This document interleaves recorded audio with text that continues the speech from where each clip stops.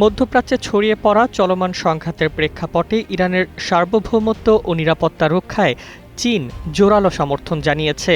চীনের পররাষ্ট্রমন্ত্রী Wang Yi ফোনে ইরানের পররাষ্ট্রমন্ত্রী আব্বাস আরাঘচিকে স্পষ্ট করেছেন, বেইজিং ঐতিহাসিক বন্ধুত্বকে উচ্চ গুরুত্ব দিচ্ছে এবং ইরানের আঞ্চলিক অখণ্ডতা ও জাতীয় মর্যাদা রক্ষায় পাশে থাকবে।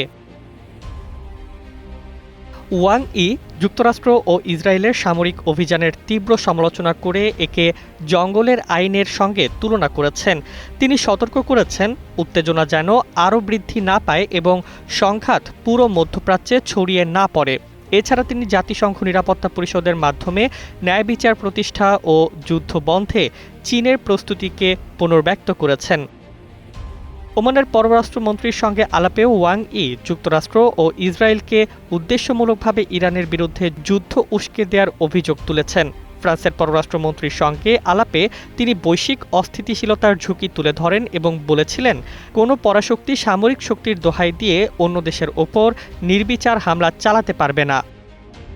জীবন অবাক না করলে কে করবে? 28% মিল্ক ফ্যাটের অবাক করার সাথে ফ্রেশ মিল্ক পাউডার। জীবন অবাক করুক প্রতিদিন। চীনের পক্ষ থেকে আরও জানানো হয়েছে, ইরানের পারমাণবিক ইস্যুতে রাজনৈতিক ও কূটনৈতিক সমাধানই একমাত্র উপায়। সামরিক শক্তি প্রয়োগ করে কোনো স্থায়ী সমাধান সম্ভব নয়।